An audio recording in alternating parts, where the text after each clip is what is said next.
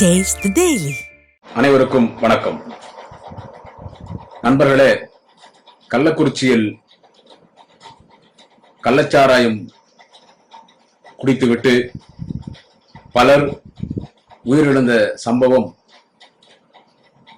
India முழுவதும் பேசப்படுகிற ஒரு பரபரப்பான ஒரு சம்பவம், ஒரு மிகவும் சோகமான சம்பவம். நடக்கக்கூடாதது ஒன்று நடந்துவிட்டது. மிகவும் ஒரு வேதனைக்குரிய சம்பவம். அத்தனை உயிர்கள் நமது தமிழ் மண்ணில் நல்லாட்சி, திராவிட முன்னேற்ற கழக திராவிட மாடல் நல்லாட்சி நடைபெறுகிற இந்த மண்ணில் இப்படி ஒரு சம்பவம் நடந்தது. மிகவும் வேதனைக்குரியது. தொடர்ந்து 4 நாட்களாக நான் பல பதிவுகளிலே பேசி வருகிற செய்தி. துவக்கத்திலே சொல்வது என்னவென்று கேட்டால், இதை நியாயப்படுத்தி பேசவில்லை.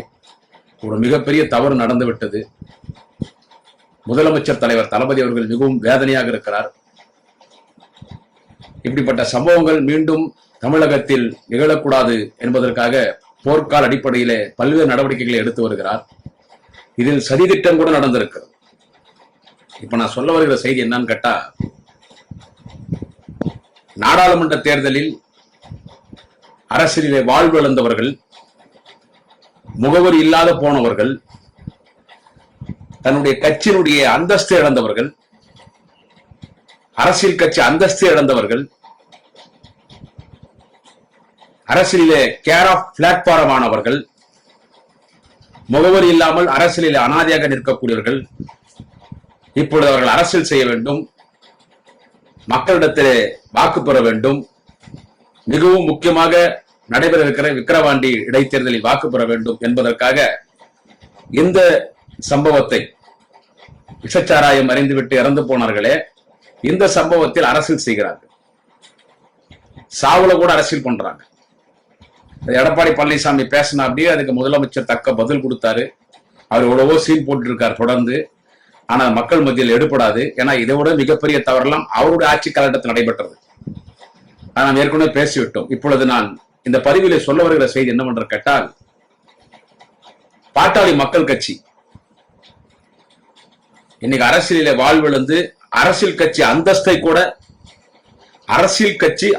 கூட இன்னைக்கு இழந்து கேர் ஆஃப் பிளாட்பாரமாக நடுரோட்டில் அனாதையாக நிற்கக்கூடிய கட்சி பாட்டாளி மக்கள் கட்சி.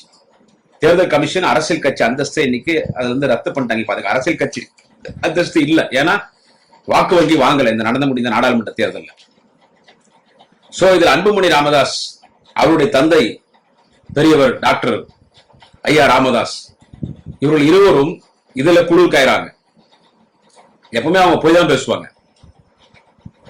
டாக்டர் ஐயா அன்புமணி ராமதாஸாக இருந்தாலும், அவருடைய மகன் அன்புமணி ராமதாஸாக இருந்தாலும், அரசியலிலே பச்சைவந்திகள் என்று எல்லோருக்கும் தெரியும். இன்னைக்கு இங்க, நாளைக்கு அங்க, நாளைக்கு அங்க, அப்புறமா அங்க இங்க அங்க இங்க, ஒரு நிலையான ஒரு கொள்கை டாக்டர் ஐயா ராமதாஸ் அவர்களுக்கோ அன்புமணி ராமதாஸுக்கோ கிடையாது. அவங்க எங்க வேணாலும், எப்ப வேணாலும், எப்படி வேணாலும் போவாங்க, என்ன வேணாலும் பேசுவாங்க. திராவிட கட்சிகளோட கூட்டணி இல்லைன்னு சொல்லுவாங்க. அப்புறம் திடீர்னு திராவிட கட்சிகளோட கூட்டணி சேருவாங்க. இப்ப பிஜேபியோட கூட்டணியில் இருக்கிறாங்க. இந்த பாராளுமன்ற தேர்தலில் பாஜகவோட கூட்டணி சேர்ந்தாங்க.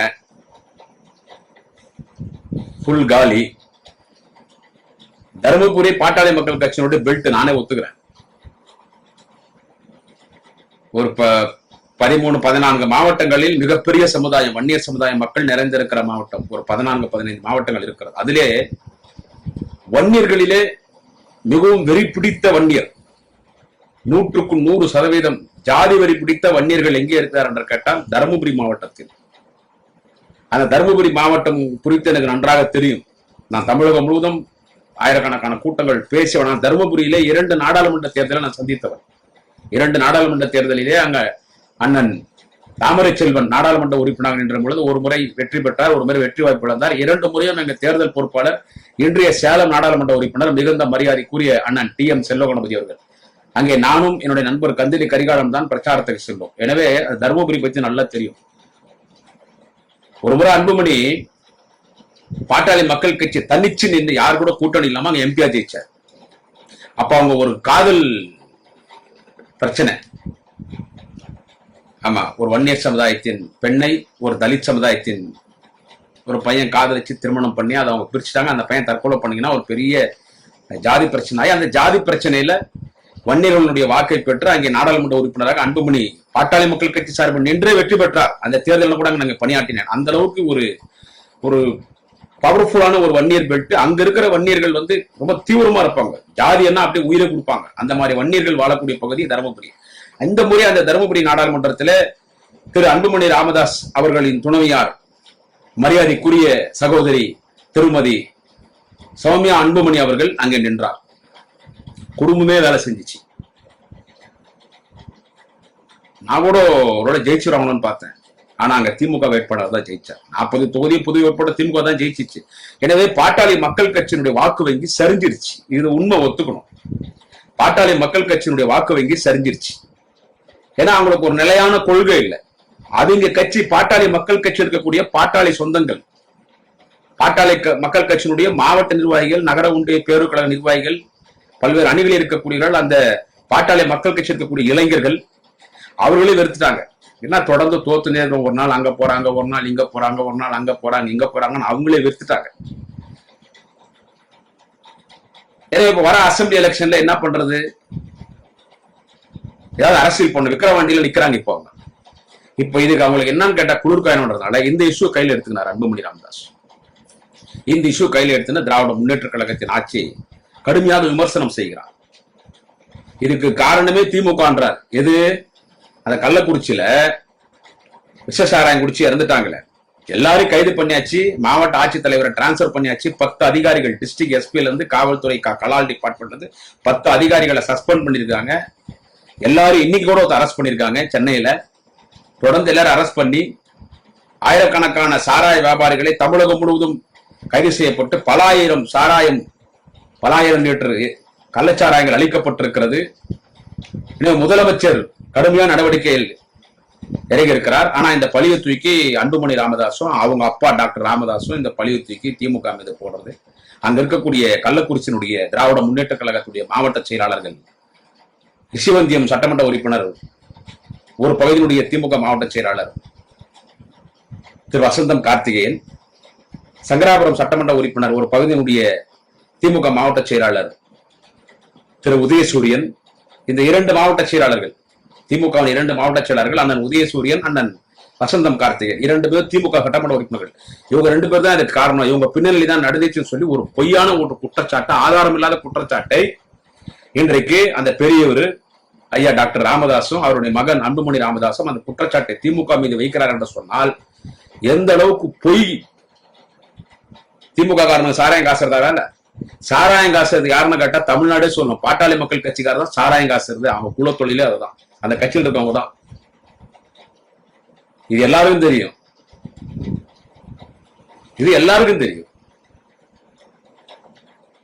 இன்னைக்கு விக்கிரவாண்டியில வாக்கு பெறணும்ன்றதுக்காக இந்த பழியை தூக்கி, அபாண்டமான பழி, இதை தூக்கி திமுக மீது ஒரு ஆதாரமற்ற குற்றச்சாட்டை இன்றைக்கு திமுக மீது அன்புமணி ராமதாஸ் சுமத்துகிறார் என்று சொன்னால் அவருடைய தந்தை டாக்டர் ராமதாஸ் அந்த பொய்யான ஒரு குற்றச்சாட்டை திமுக மீது அரசியல் செய்யணும்னா வேற வழியில் அரசியல் அவங்களுக்கு விரக்தி. இன்னைக்கு டாக்டர் ஐயா ராமதாஸுக்கும் அன்புமணி ராமதாஸுக்கும் அரசியல்ல விரக்தி.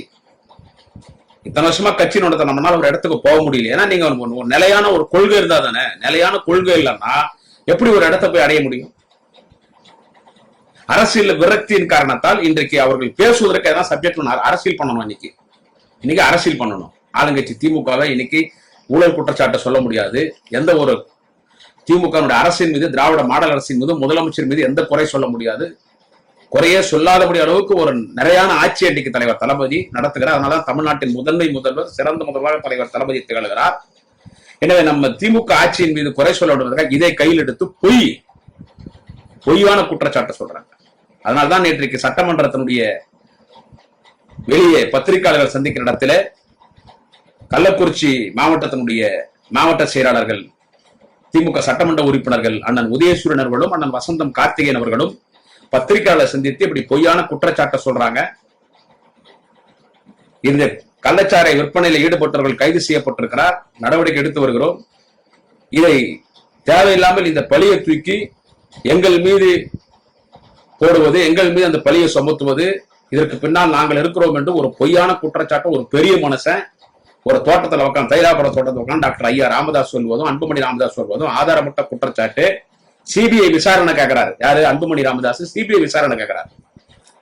இதே இவர் மேல ஒரு சிபிஐ விசாரணை போடணும் போது அப்படியே சின்ன குழந்தை முட்டாய்க்கு அடம்பிடிக்கிற மாதிரி அடம்பிடிச்சாருல, என் மேல சிபிஐ போடாதீங்க. ஏன்னு கேட்டா, இவர் சுகாதாரத்துறை அமைச்சராக இருக்கும் பொழுது மருத்துவக் கல்லூரிகளை ஒதுக்கியதிலே பல்வேறு முறைகேடுகள், மருத்துவக் கல்லூரி ஒதுக்கிறதுக்கே தகுதி இல்லாதவங்களுக்கெல்லாம் பல சூட்கேஸ் வாங்கி மருத்துவக் கல்லூரிகளை ஒதுக்கினார். ரொம்ப ஒரு பெரிய குற்றச்சாட்டு இருக்கிறது.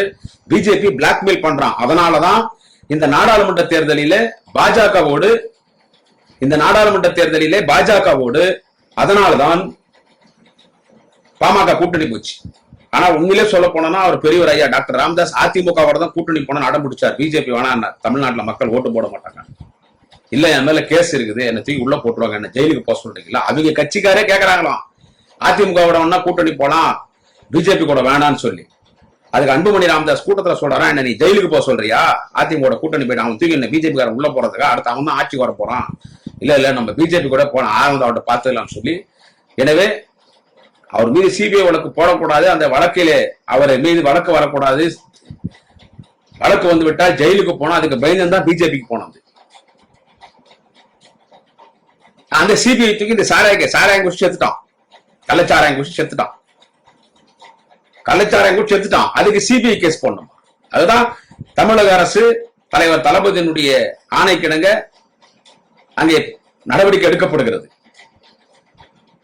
அதனாலதான் நான் திரு அன்புமணி ராமதாஸ் அவர்களுக்கு இந்த பதிவில சொல்ல விரும்புவது என்னவென்று கேட்டால், நீங்க குற்றச்சாட்டு சொல்லியிருக்கிறீங்க. அதுக்கா நீங்க யார் மீது குற்றச்சாட்டு சொன்னீங்களோ, திமுக சட்டமன்ற உறுப்பினர்கள், திமுக மாவட்ட செயலாளர்கள் திரு அண்ணன் உதயசூரன் அவர்களும் திரு அண்ணன் வசந்தன் கார்த்திகேயன் அவர்கள், அவங்க 2 பேரும் குற்றச்சாட்டு அவர் 2 பேரும் தைரியமா சொல்லிட்டாங்க. ஏன்னா தலைவர் தளபதியினுடைய தொண்டர்கள், தலைவர் கலைஞருடைய பாசறையில வளர்ந்தவர்கள்,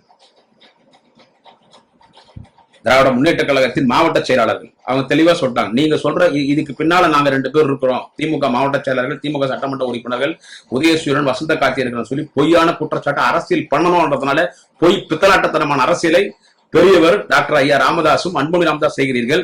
இதை நீங்க நிரூபிச்சிட்டீங்கன்னா நாங்க பொது வாழ்க்கையில இருந்து வெளியே வந்துருவாங்க. யாரு? திமுக மாவட்ட செயலாளர்கள், திமுக சட்டமன்ற உறுப்பினர்கள், அண்ணன் உதயசூரனர்களும் அண்ணன் வசந்தம் கார்த்திகேயனர்களும் நாங்க பொது வாழ்க்கையில இருந்து நாங்க வெளியே வந்துடுறோம், நாங்க பொது வாழ்க்கையில், அதாவது நாங்க அரசியல இருந்தே வெளியே வந்துடுறோம், நாங்க இனிமே பொது வாழ்க்கையில ஈடுபடல. ஆனால் இதை நிரூபிக்காமல் இது பொய் குற்றச்சாட்டு, எங்கள் மீது பொய்யான குற்றச்சாட்டை டாக்டர் ராமதாசும் அன்புமணி ராமதாசும் எங்கள் மீது பொய் குற்றச்சாட்டை சுமத்திருக்கிறார் என்று நாங்கள் நிரூபித்தால் பொது வாழ்விலிருந்து விடைபெறுவதற்கு அன்புமணி ராமதாஸ் தயாரா? அரசியலிருந்து வெளியேறும் அன்புமணி ராமதாஸ். இனிமே பொது வாழ்க்கையில் இருக்கக்கூடாது. என்ன பொது வாழ்க்கை? அவங்க பொது வாழ்க்கையால இருக்கிறாங்க, அவங்க பொட்டி வாங்குறதுக்கு கட்சி நடத்துறாங்க. இனிமே அரசியல் இருந்து நான் வெளியே வந்துடுறேன், இனிமே நான் அரசியல் ஈடுபட்டேன், நான் அரசியல் வாழ்க்கையில இருந்து வெளிவருகிறேன் என்று அன்புமணி ராமதாஸ் வர தயாரா என்று சவால் விட்டு அவர் டாக்டர் ஐயா ராமதாஸ் விடுங்க, அவரு வயசாகி போச்சு பாவம், அவர் வீட்டுல இருக்கிறாரு. இப்ப அந்த கட்சியில ஆக்டிங் பர்சன் யாருன்னு கேட்டா அன்புமணி ராமதாஸ் தான். எனவே திமுகவுடைய மாவட்ட செயலாளர்கள், கள்ளக்குறிச்சி மாவட்ட செயலாளர்கள் வசந்தம் கார்த்திகேயன் அவர்களும் உதயசூரன் அவர்களும் எங்கள் மீது சொல்லப்பட்டிருக்கிற பொய்யான குற்றச்சாட்டு, இதுல திமுக பங்கு இருக்கிறது என்று பொய்யான குற்றச்சாட்டு, பித்தலாட்டத்தனமான அரசியல் செய்கிற டாக்டர் ஐயா ராமதாசோ அன்புமணி ராமதாசோ எங்க மேல சொல்லி இந்த பொய்யான குற்றச்சாட்டு இல்லைன்னு நாங்க நிரூபிக்கிறோம். அது உண்மைன்னா நாங்க பொது வாழ்க்கையில இருந்து வெளியே வந்துடும். நாங்க இனிமே பொது வாழ்க்கையில ஈடுபடல, அதாவது இனிமே நாங்க அரசியல்ல இல்ல. ஆனா இது பொய், திமுக மீது நீங்கள் சொல்லியிருக்கிற குற்றச்சாட்டு பொய் என்று நாங்கள் நிரூபித்தால் அன்புமணி ராமதாஸ் பொது வாழ்க்கையில இருந்து வெளியேற தயாரா? இனிமே அரசியல் இருந்து வெளியேறணும், அரசியல் ஈடுபடக்கூடாது. இந்த சவாலுக்கு தயாரானு திரு வசந்தம் கார்த்திகேயன் அவர்களும் திரு உதயசூரன் அவர்களும் கேட்டாரு. இதற்கு அன்புமணி ராமதாஸ் பதில் என்ன?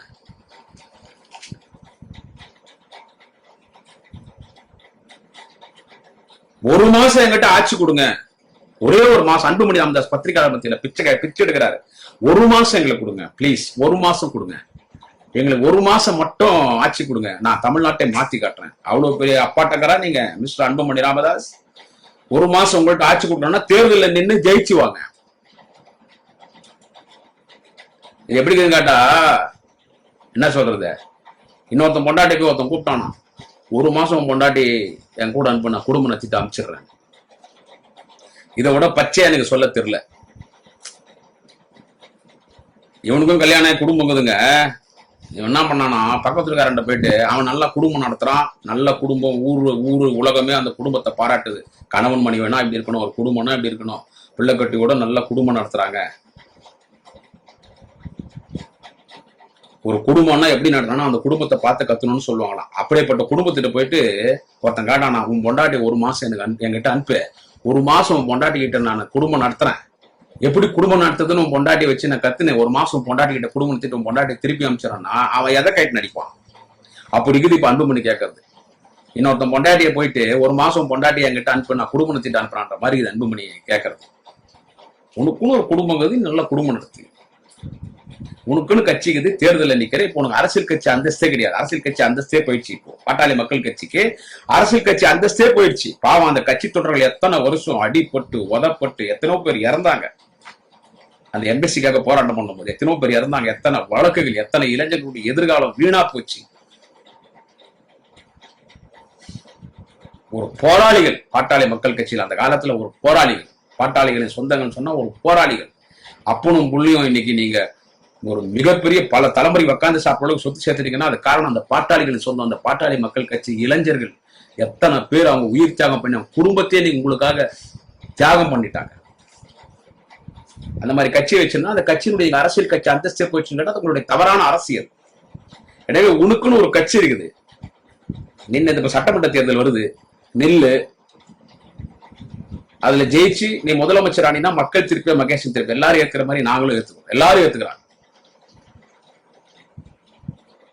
எனவே ஒரு பொய் பித்தலாட்டத்தனமான ஒரு அரசியல் இன்னைக்கு அன்புமணி ராமதாஸ் செய்கிறார். அன்புமணி ராமதாஸ் சொல்றதான் பாவம், ஒரு பெரிய டாக்டர் ஐயா ராமதாஸ் பேசுறாரு, அங்க அவருக்கு எதுவும் பவர் இல்லை, அவர் தலை அடிச்சுக்கினார். பிஜேபி கூட்டணி வேணா அதிமுக போலாம், பிஜேபி கூட்டணி வேணா அதிமுக போலாம். அங்கதான் பிஜேபி தான் மிரட்டுறானே, பிளாக்மெயில் பண்றானே. உன் கேஸ் மருத்துவ கல்வி ஒதுக்கீட்டதுல முறைகேடு இருக்குது, சிபிஐ கேஸ் போட்டான், அவனை உள்ள போனான மிரட்டி இழுத்துக்கணும். இன்னைக்கு இந்த ஒரு பொய்யான குற்றச்சாட்டை சொல்லி இன்னைக்கு விக்கிரவாண்டி இடைத்தேர்தலில் ஓட்டு வாங்கறதுக்கு தான் இவ்வளவும். விக்கிரவாண்டி இடைத்தேர்தலில் ஓட்டு வாங்கறதுக்கு, ஏன்னா அங்க ஏடிஎம்கே நிக்கல. அவரை இவ்வளவு வாய்க்கிலேயே பேசுறாரு, ஓடி ஒளிகிறாங்கன்னு எங்க தலைவர் தளபதி பார்த்து எடப்பாடி பழனிசாமி சொல்றாரு, ஓடி ஒளிகிறாங்கன்னு. ஓடி ஒளிர் யாருன்னு கேட்டா எடப்பாடி பழனிசாமி தான். இல்லைன்னா நீ போய் விக்கிரவாண்டி தேர்தல் நிக்க வேண்டியதானே, வெற்றி தோல்வி சகஜம். அப்பதான் ஒரு கட்சி உற்சாகமா இருக்கும். தேர்தலில் நிக்கணும், ஜெயிக்கிறோமோ தோக்குறோமோ இடைத்தேர்தலில் நிக்கணும். ஆனா நீ நிக்கல, பிஜேபி என்ன கூப்பிட்டு சொன்னான்னு தெரியல, நீ நிக்கல. இன்னைக்கு பிஜேபி சப்போர்ட்ல பாட்டாளி மக்கள் கட்சி, அந்த பாட்டாளி மக்கள் கட்சி பேனர்ல நரேந்திர மோடி படம் மட்டும் இல்ல, ஜெயலலிதா படமும் இருக்குது.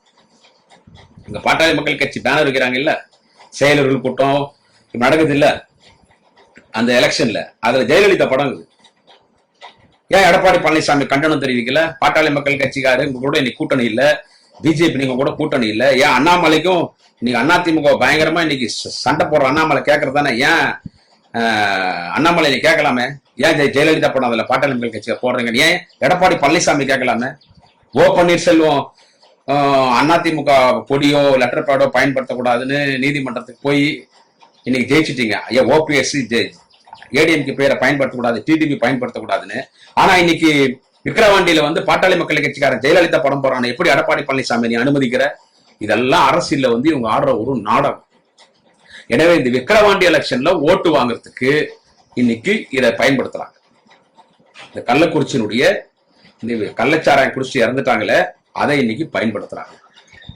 இதுதான் உண்மை. அதனால நான் அன்புமணி ராமதாஸ் இந்த பதிவுல என்ன சொல்றேன்னா, நீங்க பேசுறது எல்லாமே வந்துட்டு போலித்தனமா பொய். நீங்க பேசுறது எல்லாம் பொய், பொய்யான குற்றச்சாட்டு திமுகவின் மீது. நம்ம அதிகாரிகளை மிரட்டுறாங்களாம், அது எல்லாருக்கும் சாராய வியாபாரிகள்லாம் திமுக தான் சப்போர்ட்டாம்.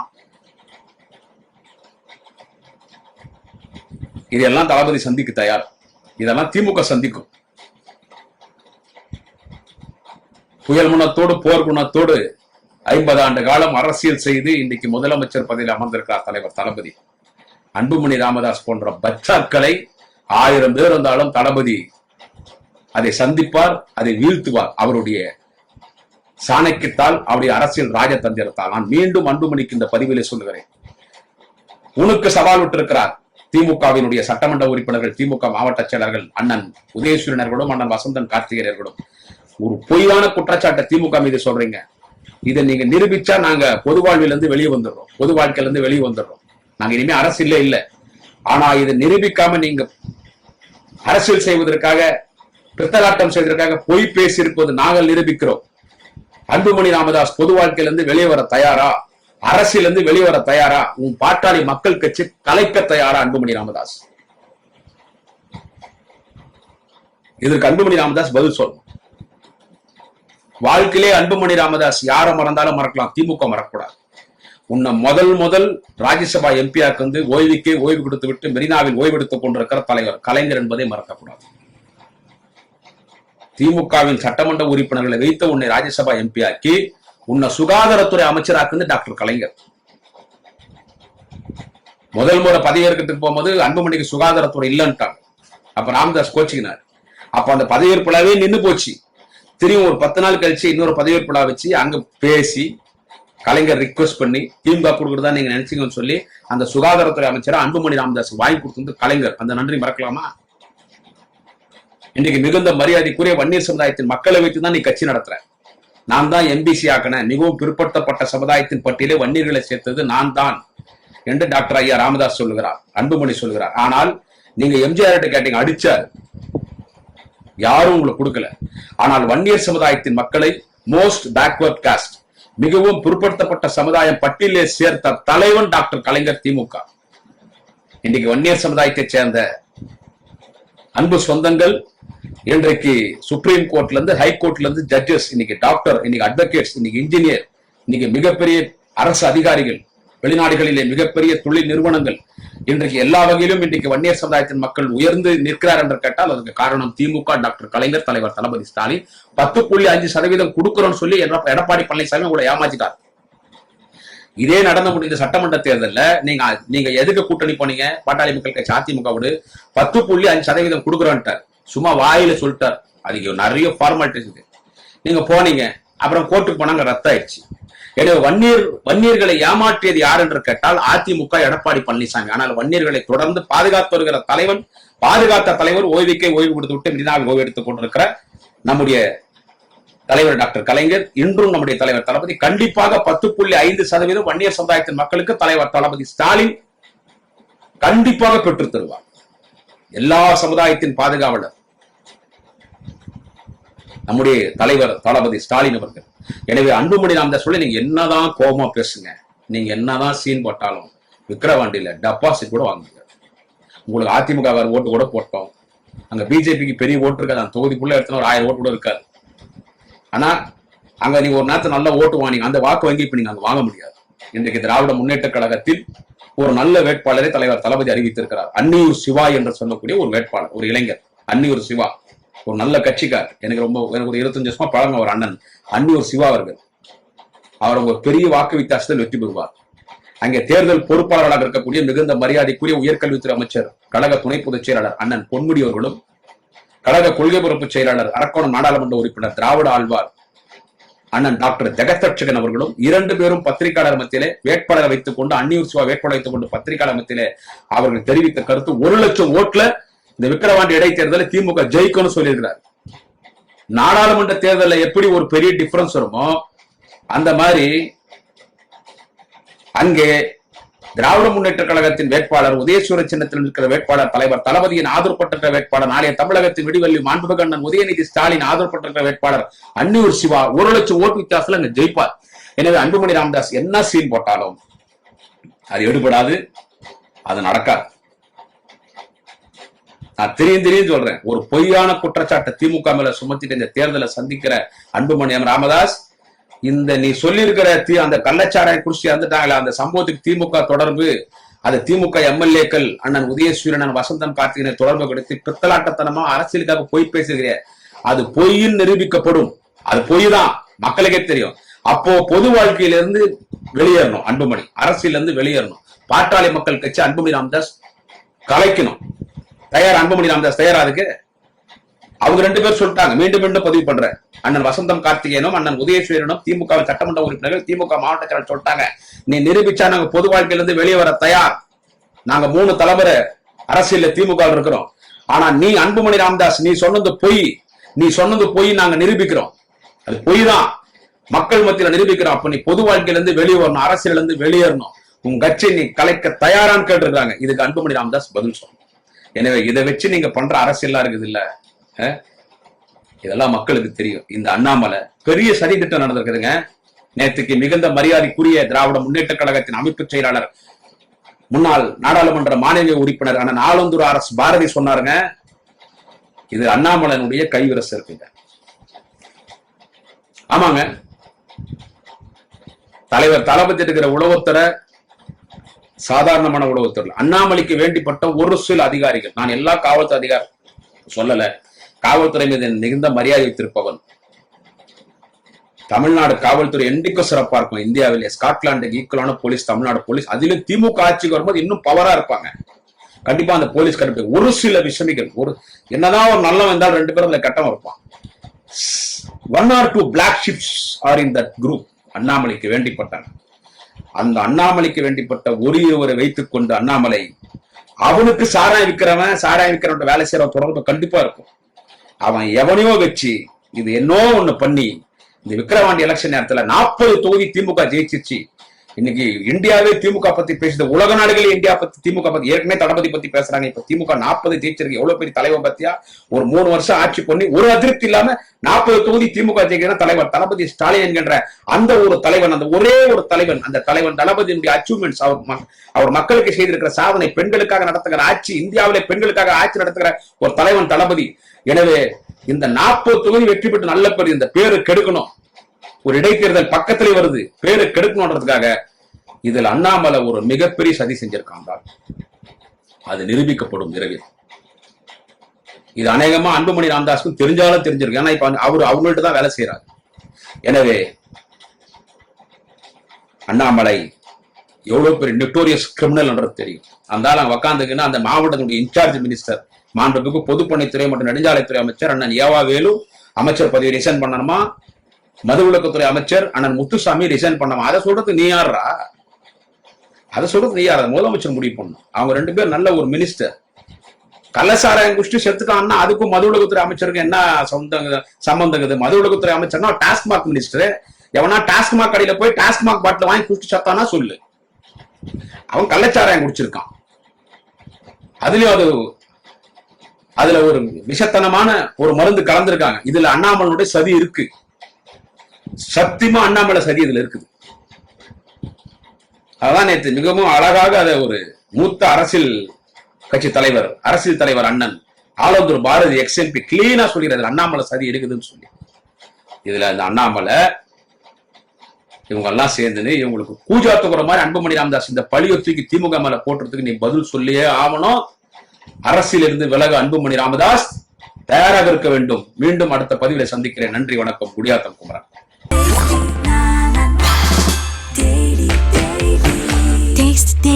Taste the Daily.